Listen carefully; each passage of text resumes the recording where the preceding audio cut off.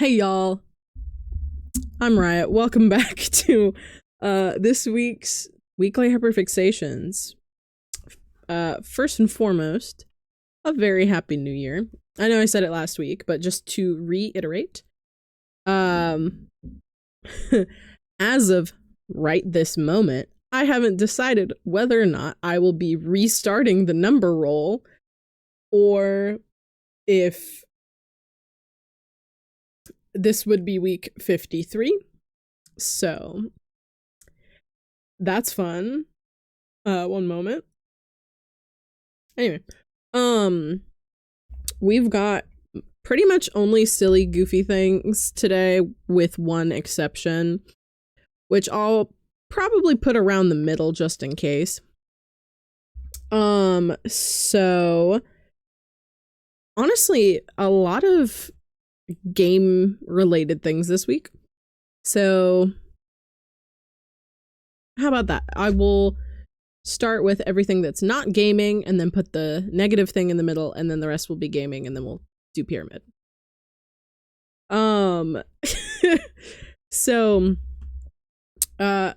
first of all, a development in terms of the Batman sequel movie that I don't think is titled yet. I don't remember. But there is a rumor, as of recording, no confirmation, that Sebastian Stan is going to be maybe playing Harvey Dent, or Two-Face if you're unfamiliar with his civilian name, in whatever the next Batman film is. I'm very excited about that, but I also want to make it clear that I am in agreement with my partner that they should let him just be Harvey Dent for at least the majority of the movie. And I mean most of the movie, and then maybe like end credits scene or like the last thing that happens in the movie be him becoming Two-Face, or just straight up save it for a third movie. If anything, because people really haven't respected the character and really sat with Harvey Dent, and like, you know, people haven't really marinated on the character, I guess. So it'd be nice to see a director and writer like really take their time with the character. But that's a very exciting potential thing. So I'm big on that. My best friend is also real big on that. She's big on Sebastian Stan, let me tell you. Yeah. So that, I really hope, honestly, I hope that we get any information on like real confirmed information on the upcoming second Batman movie, really. We've had a teensy bit, I think, but like I feel like you gotta give the fans at least like a little tease, you know what I mean? Let's see.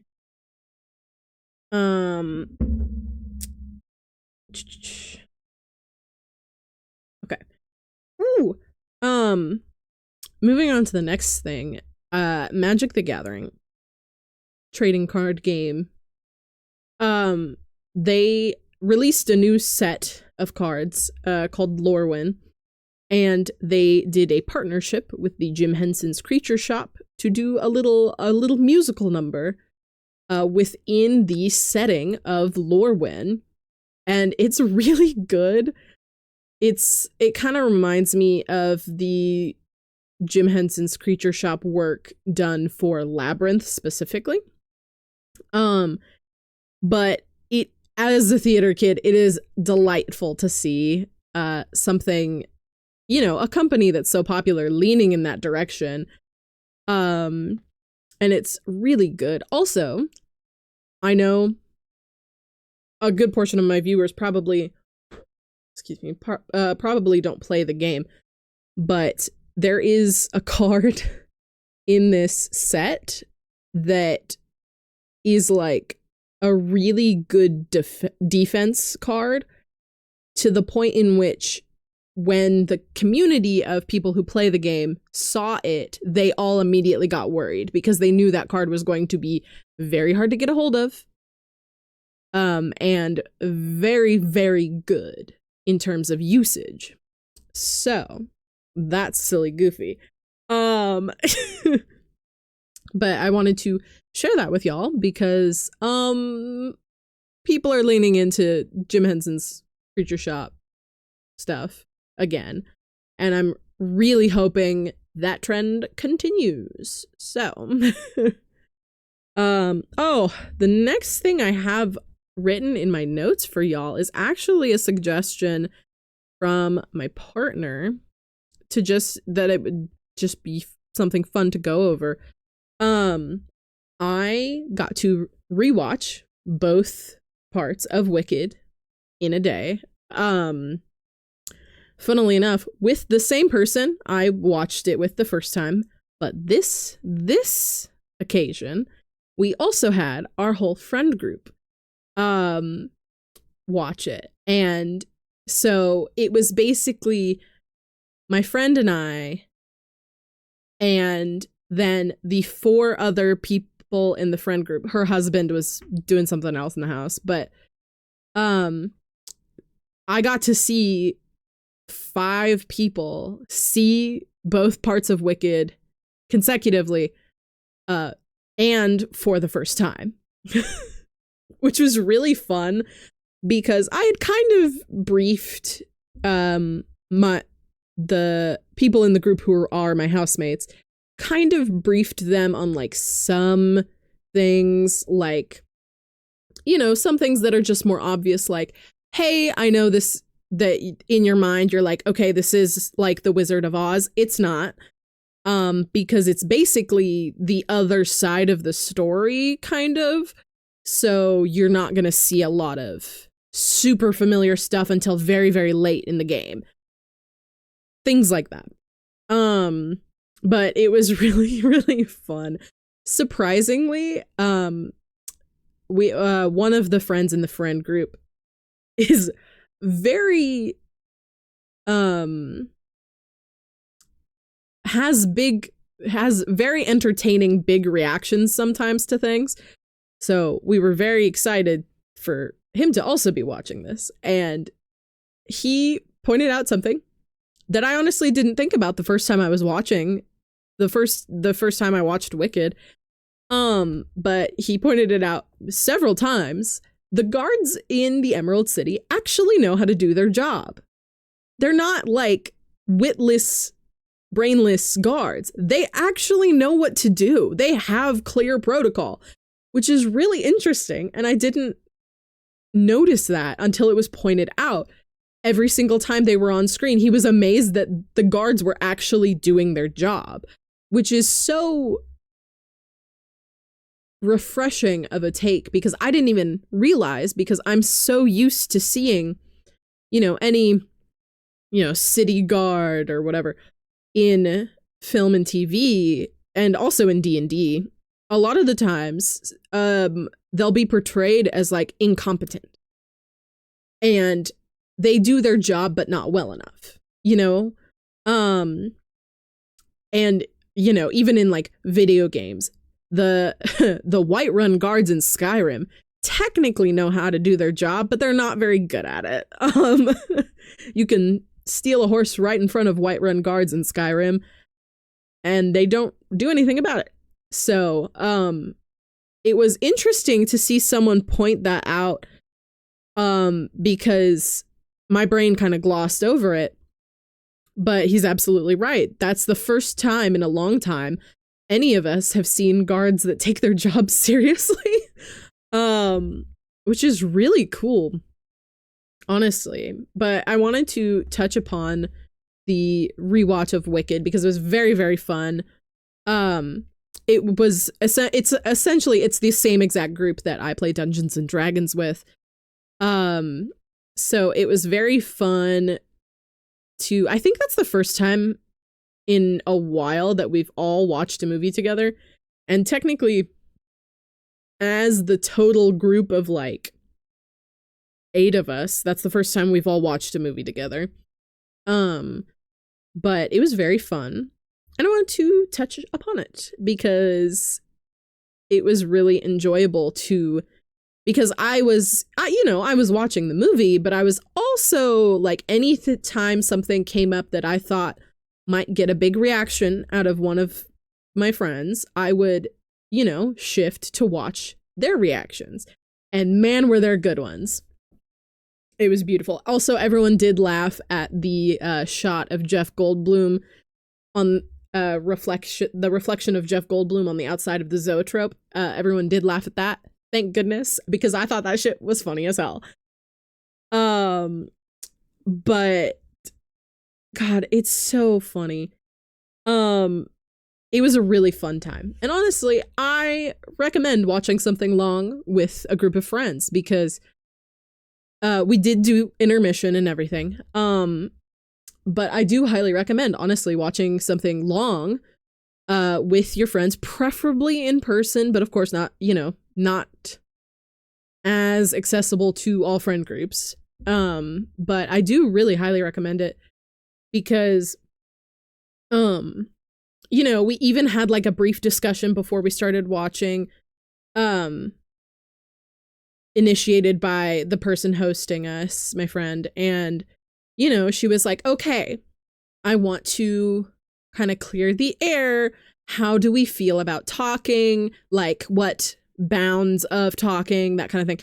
And that was also very good because, again, like I mentioned, the 8 of us in total, most of us have watched a movie together before, but not the entire group. So it was very good to establish that.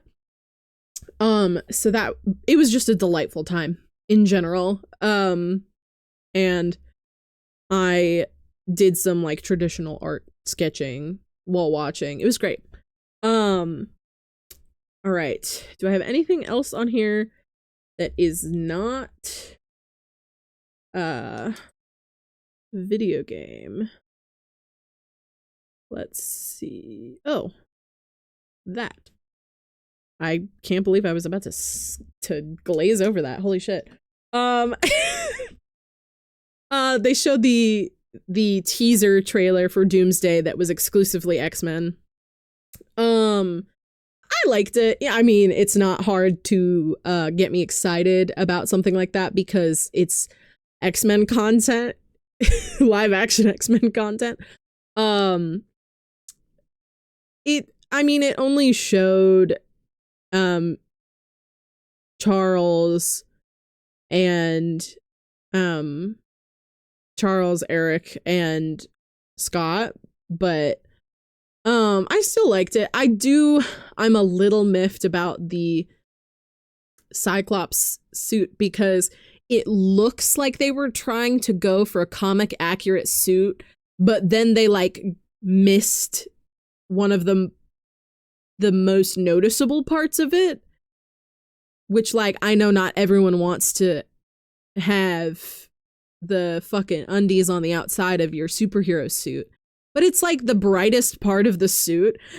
So just taking it away makes all the other yellow accents look a little weird. I don't know. It's whatever, it's fine. But I thought it was a little silly to not include that because it's like an essential part of the costume. Now that I think about it, I do think I have an X-Men comic that has Scott on the front where his suit does look like that, but he also has the full cowl. So like, I don't know. And they do have Eric with long hair, which is great because, we haven't really had that before. And, both Sir Patrick Stewart and Suri McKellen are back. We're going to have our old man Yowie as God intended. Also in the background of the image, or the clip, I guess, of Scott beaming into the sky, classic pose, you can see Sentinel legs in the background. So Sentinels, yippee! I'm excited. I think they're including things like that to cater to the fact that the most relevant X-Men media to a lot of people is going to be X-Men 97, which deals a lot with Sentinels. So either way, I'm excited. But here's the thing, is that I'm not really excited about Doomsday as a movie as a whole.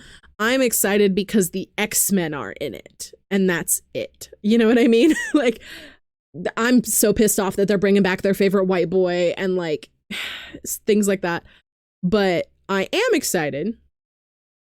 Apparently, there was a leak that hasn't been confirmed or anything, for a trailer that has Wakandans and Namor in it, and I'm excited about seeing him.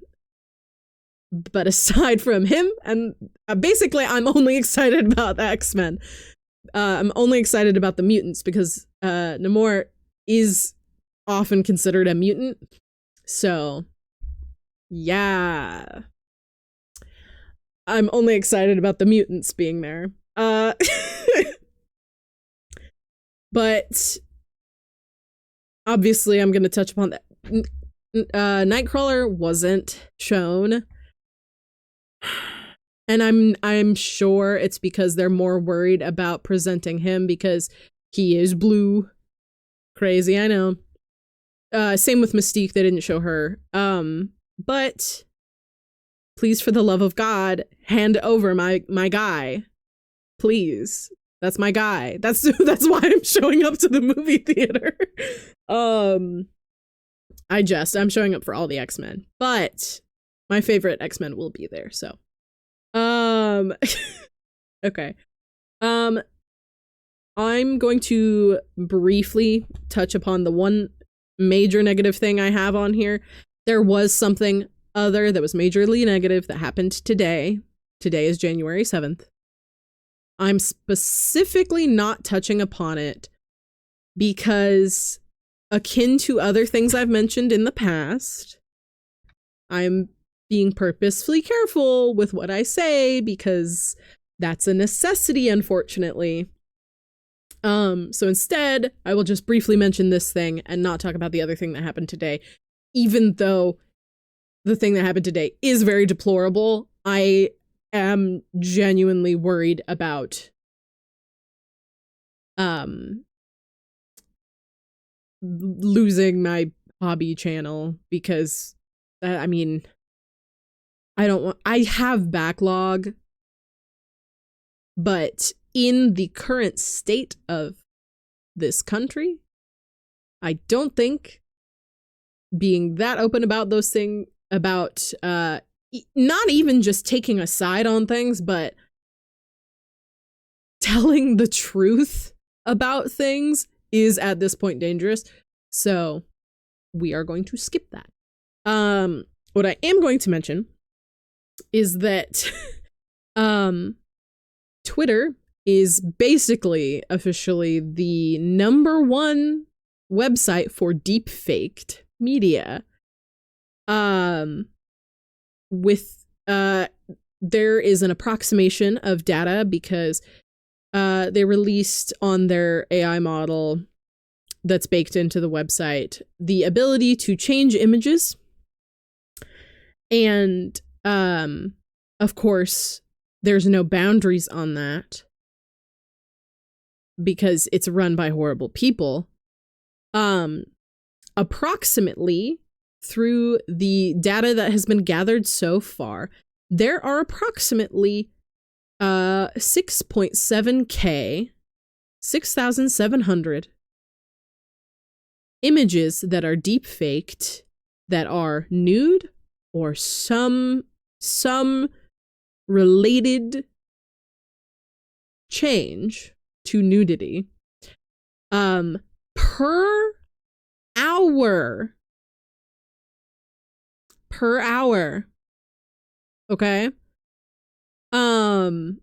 But of course, there's not going to the only thing people have figured out that they can do to push back against this is by as you can imagine, with a lot of those changes involving nudity, there's a large amount of images being changed that are of very young individuals, shall we say, for the sake of filtering. So the closest thing that people have figured out to do to try and put a stop to this is by reporting the application wherever, whichever platform you get applications from, predominantly going to be like the Google Play Store, you know, like the App Store for whatever device you have. You can report the app for distributing that kind of material, because they are. And so far, that is the only thing people, the general that's the only thing at the moment that the general populace has discovered that they can do to try and put a stop to this. So I just wanted to point that out. And there are good alternatives to Twitter. So personally, I'm on Blue Sky mostly. Excuse me. But yeah. Let's move on back to silly goofy. All right? I don't want to be a huge Debbie Downer, as they say. I've been fixating real hard on Final Fantasy XIV. I mean, we all know this at this point, but as my viewers, you know at this point as well. But very big on Final Fantasy XIV. First of all, there's a new Arcadian boss fight, which is basically just this, like, it's a really fun new, like, tournament arc, basically, in the story. And I found out that one of the fights, I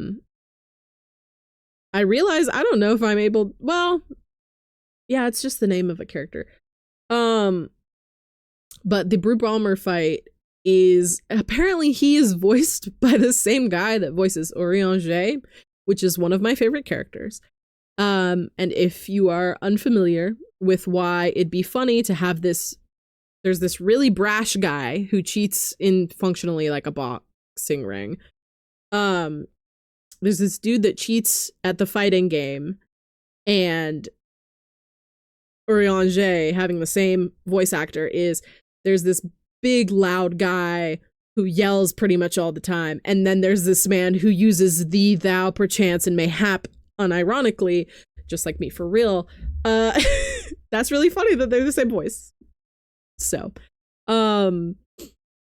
but what I've really been fixating on real hard is a very specific fight that you can do. I believe it's part of the main story quest, I think. But it is hold on one moment. All right, sorry about that. Oh yeah. It's this really fun trial? No, it's a raid, I think. Yeah. I think I'm saying that right.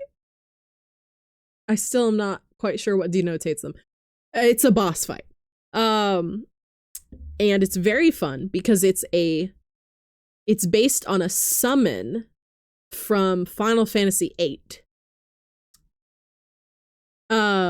Which, by the way, is really, really funny because it is mostly silent except for train noises, and then the opponent gets run over by a train. Why? But it's a combination between it's mixing that summon in with the secondary battle theme from Final Fantasy IX. And it's the best thing I've ever heard in my life. And I am so excited to get to the point in the story where I can do that boss fight. The name of it in, like, the the list where you select what to queue up for is Hell on Rails. And the boss is the Doomtrain. Extremely big fan. Very, very big fan of the Doomtrain. It looks so fun. I'm so excited for that fight. Also, not the first time you fight a train in Final Fantasy XIV, if I remember correctly. But I'm so excited for the Doomtrain because first of all, the music is so good. And second of all, I think it's technically phase 2 of the boss fight. There's like a transitional bit of the boss fight. It's almost like a third phase. You do first part of the boss fight and then you are kind of transported to like a different area for a second and you do that part and then the third part happens. And in that third part, the train has like these glowing blue arms sticking out of it, which I really like. But I just wanted to share that with all of you because I am very, very fixated on it. That song is very excellent for my ADHD. Serotonin boost, the works. It's really good. Though, if you're not super into loud music, maybe not for you because it is pretty loud the whole time. But I think it's so good. And in the song, it is so clear when sorry. I got so excited that my brain kind of just scrambled all the words. In the song for that battle, it, you know, they've remastered it because it's a song from Final Fantasy IX, but they reworked it, but they kept the very 8-bit sounding melody. Chef's kiss. Perfect, actually. Give me 500 of them right now. You know what I mean? So very, I love it. I'm so excited to get to that boss fight. And I'm not close. That's not true. In the grand scheme of things, I am very close. But in terms of how much of my time I have to put in to get to that point, it's pretty long. But I am so excited about it. It's been stuck in my head all day too. Oh, it's so good. Okay. Oh yeah. This is something I found out like this morning, and also the Minecraft snapshot for it is already out. But in Minecraft, they are revamping all of the textures and sounds for the baby animals. And oh my god, they're all so cute. Finally, the baby, the puppies won't sound like fully grown dogs anymore, first of all. But also all of their designs are very chunky and cute now, which I'm a huge fan of. And I did pick a favorite, and I will speak on the favorite later, but I'm very excited about it. I am surprised they haven't revamped it before, but also I'm really glad that they're doing it now. Though it sounds like they're kind of just going to add it into the next version since there's a snapshot out for it. I don't know how soon they'll make it official. But it's very, very cute. And big hopes if there's a whole update where things get cuter, because I feel like they could work that into like a cottagecore kind of update, and your homie really likes plants. So but those are just so unbelievably cute, and I will talk about my favorite later, I promise. I may even go into the game and get screenshots of it for the video. But I'm very excited about the little baby animals. They're so cute. Okay, the final thing that I'm going to talk about, and I think I have mentioned this game before, not terribly long ago, because I think I remember talking about it. But oh, it's just so, yeah, there it is. I don't know why I was talking about it. Oh, that's okay, yeah. I've mentioned this game before because of the studio's stance on artificial intelligence usage, which They are very anti-generative AI, which is very good. But out of like left field, started hyperfixating on Dispatch because some of you may know this if you know me personally, but I'm a big fan of the ship Zosan, which is Zoro and Sanji from One Piece. On screen, yeah, they hate each other. To kind of give you the perspective on how that is. But what's really entertaining is my brain noticed that Dispatch had a ship that fit the bill, fit that very specific bill. So I was like, okay, kind of invested in that ship, sort of. It's between the main character and Flambe because I think that's funny. But I was articulating to someone, this was during hyperfixating on that ship briefly. I was articulating to someone that, and I may have spoken on this a while ago, but for a hot minute, I thought that my constant, well, not constant, but my need to have friendships explicitly confirmed to me was related to autism.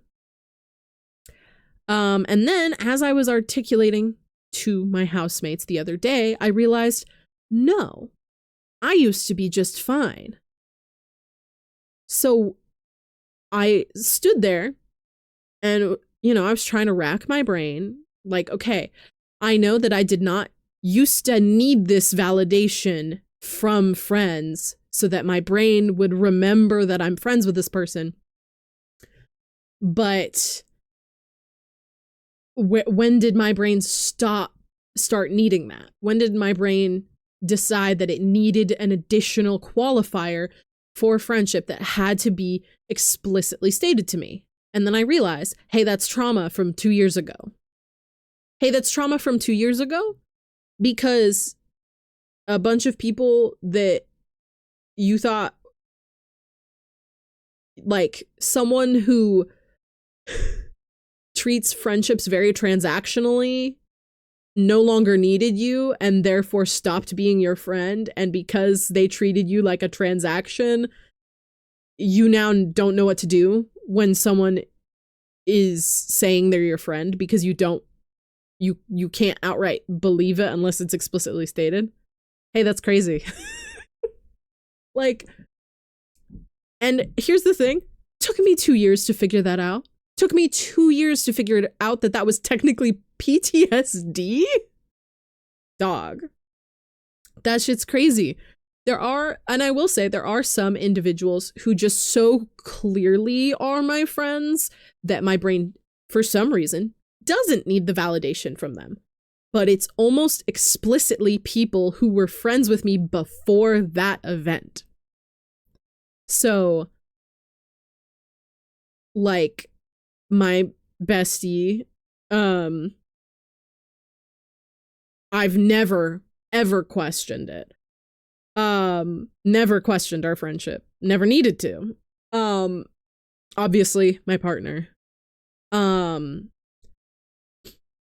like, any of my friends that I had that were not involved in that situation and were prior to that situation happening, basically.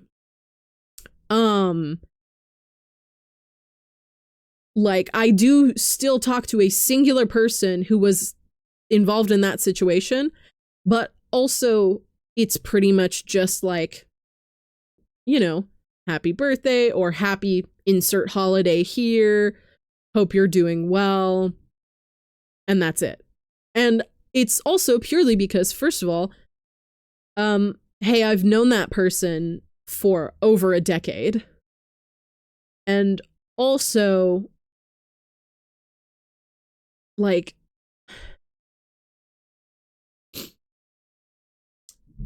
I used to be much, much closer with that person in high school. But I think if anything, it's just like that person has done so much for me that it feels rude to not at least be like, hey, happy birthday, or like, hey, happy holidays, happy Yule, happy Samhain, all that kind of thing. Yeah, I don't know. But all that to say, by the way, all that to say, as I was articulating all of that to my housemates, I realized, oh no, you know who I fucking sound like? I sound like Waterboy. Yeah, I sound like Waterboy. Super nervous to start conversations because I'm worried I'll be a nuisance. Generally just not confident in myself. And I realized, oh no, hey, I know I appear very different to y'all. And I know I appear very different to like online friends who literally asked me if I was short because I was feisty. Hey, I'm not like that. I'm very tuck myself into a corner so I'm not bothering you. To the point in which, like, I think I said something to one of my friends the other day, and I apologized when there was literally zero reason for me to apologize, and like, I recognize that. Hey, where'd that come from? When did I start doing that? When did I develop that?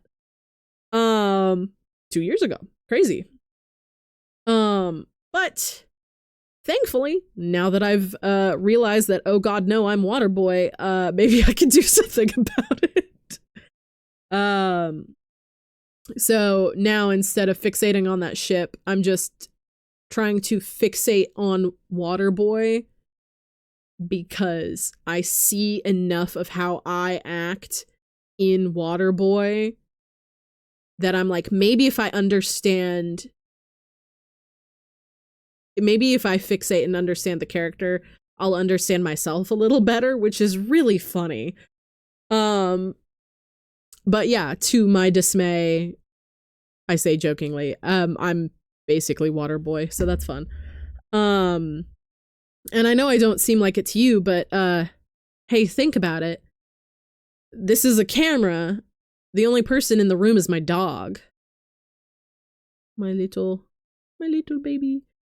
So yeah, I'm gonna sound way more confident and put together in general because, like, and not to say that I cannot do that, but if you put me in like a party where there are people I do not know, hey, I'm Waterboy. Hey, I'm in a corner debating crying or going home. Like, but yeah, I wanted to highlight the dispatch hyperfixation because it unintentionally helped me figure out something about myself, and then also made me realize that I'm way too much like Waterboy and I should do something about that. Mostly in the respect of like, I probably should try to work myself out of being that nervous in situations like that, but you know. Oh,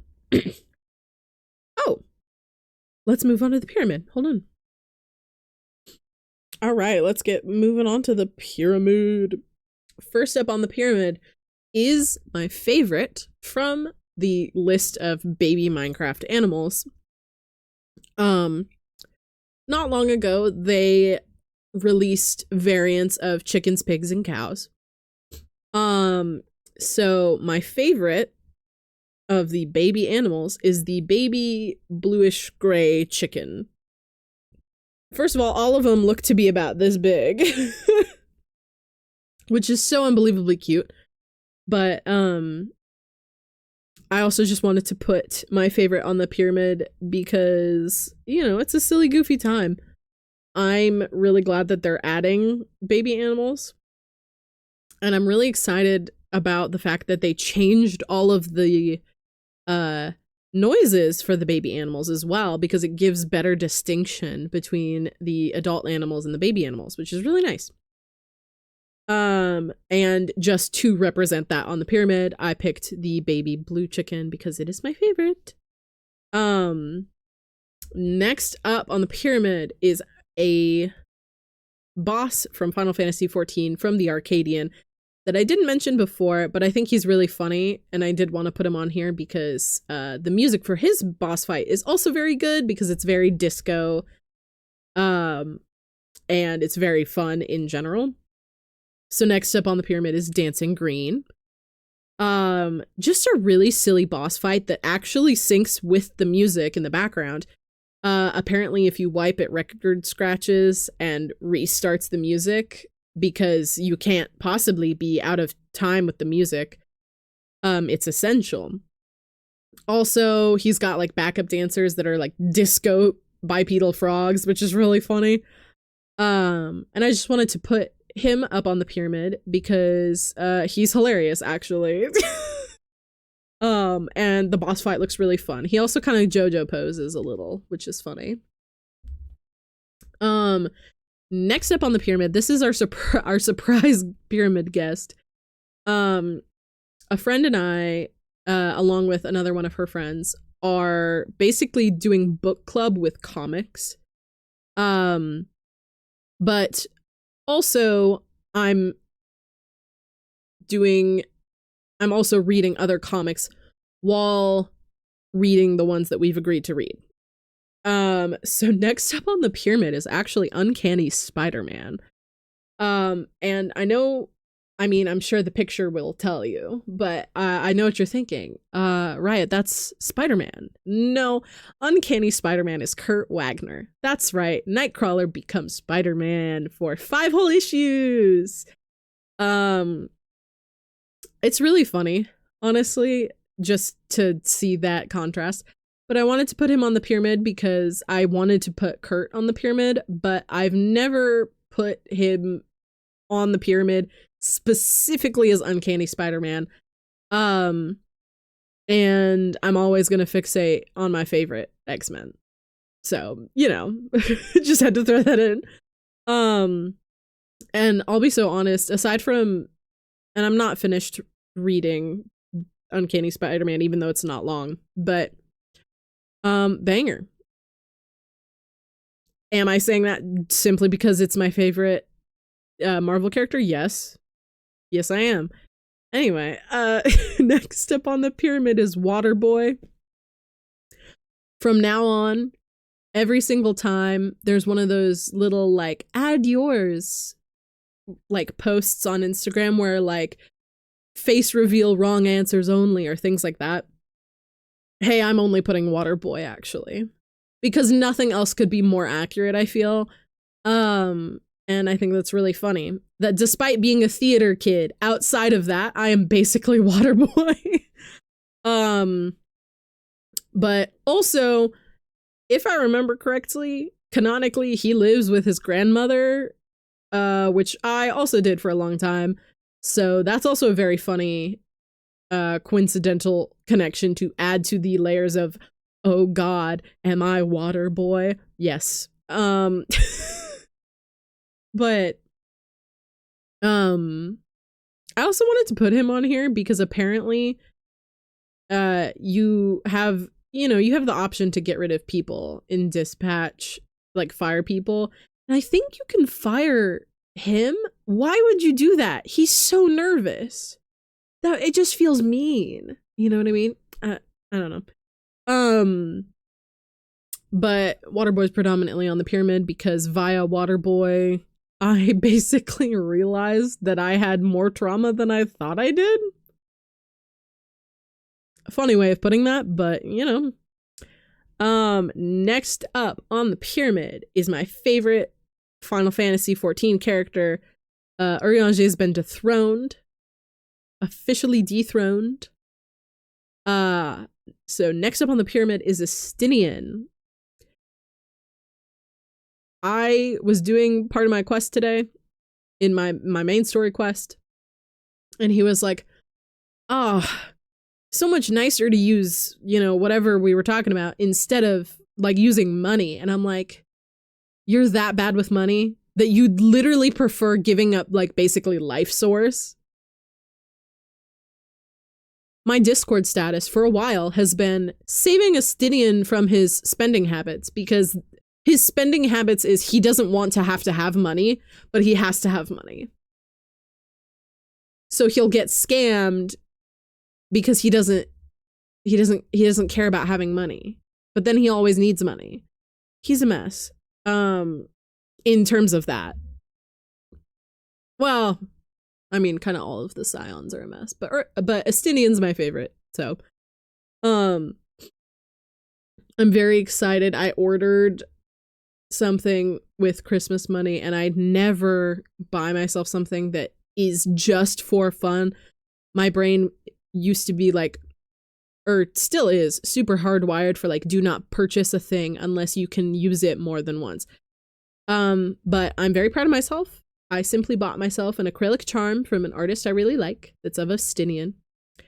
It is on pre-order because they have to do it in larger batches, but very excited about it.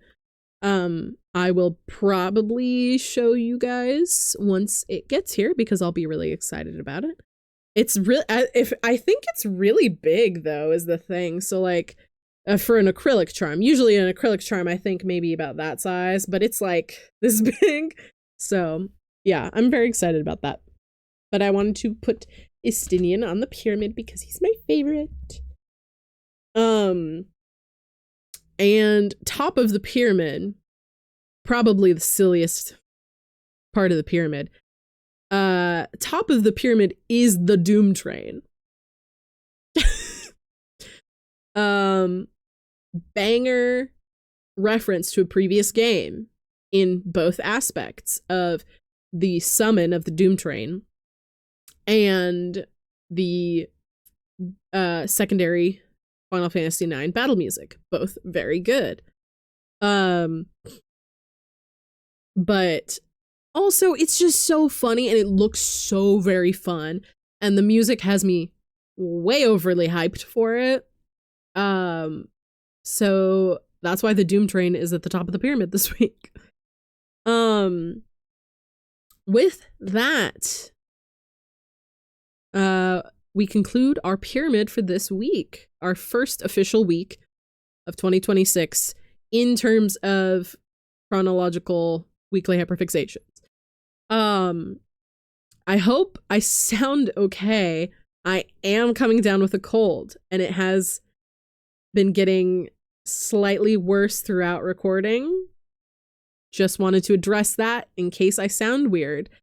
But of course I won't know, and there's a chance I might not even...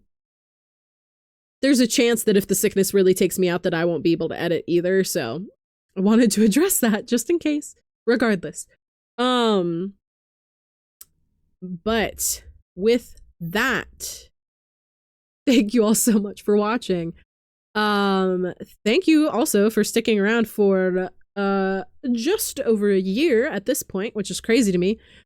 Thank you all so much. Don't forget to like, comment, subscribe. It's free. I don't do any cluttering of your subscription box. I post one community post a week and one video a week, and I don't intend on changing that. And if I do, I'll tell you several weeks in advance anyway. But as it stands, one video a week, one community post a week. And usually they're in close proximity to each other because I like posting a visual graphic of each week's pyramid right before the newest episode goes up, as both a reminder of the previous week's episode and a reminder that the new episode will be coming out. So, thank you all so much again, and I'll see you next week, same time, same place. Have a good rest of your weekend, and have a good week next week. I'll see y'all then. Yeah. Bye, y'all.